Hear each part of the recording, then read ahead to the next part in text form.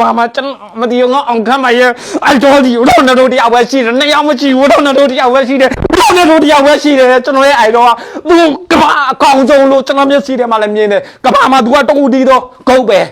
အားကစားမှာကဘာမှာ6ကျိန်ဇက်တိုက်ကဘာဘလောက်ကိုသွင်းနိုင်တာရော်နယ်လိုပဲရှိတယ်အဲ့တော့ရော်နယ်လိုကြီးကိုချစ်တယ်ကျွန်တော် तू အားပေးတယ်ပြီးခဲ့တဲ့ပွဲမှာ तू ဘောလုံးပေးကန်ခြင်းမရှိတဲ့ပွဲလေးကြီးကကျွန်တော်စိတ်မကောင်းဘူးကျွန်တော်ရှင်ထဲမှာမကောင်းဘူးကျွန်တော်ကိုယ်တိုင်ဝေကန်နေရတယ်လို့ကျွန်တော်ခံစားနေရတယ်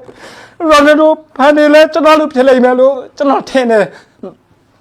ကျွန်တော်ရော်နယ်လိုအရန်ချစ်တယ်ဗျာကဘာပလာမှာ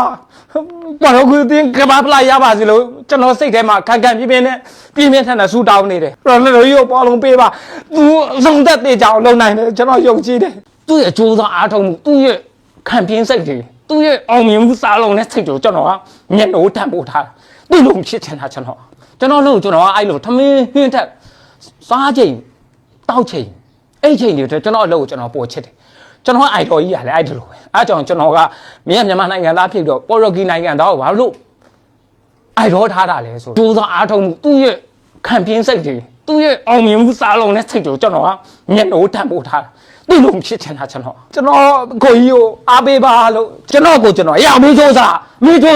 မင်းလေတွေဓာတ်ပေါင်းတော့မလောက်ထားမင်းပေါ်ရတယ်ဟာလားဖုံးမကြောက်အောင်အရက်မတော့အောင်ဇက်လေးမတော့အောင်လောင်စားမလို့အတန်းနိုင်ဆုံးထိန်းတာဘာဖြစ်လို့လဲကျွန်တော်အလုပ်တွေအပြင်းထန်စူးစမ်းခြင်းလို့အဲ့တော့အလုပ်တွေတော့အပြင်းထန်အလုပ်တွေကျွန်တော်ထမင်းစားတယ်လို့မျိုးစားနေတာ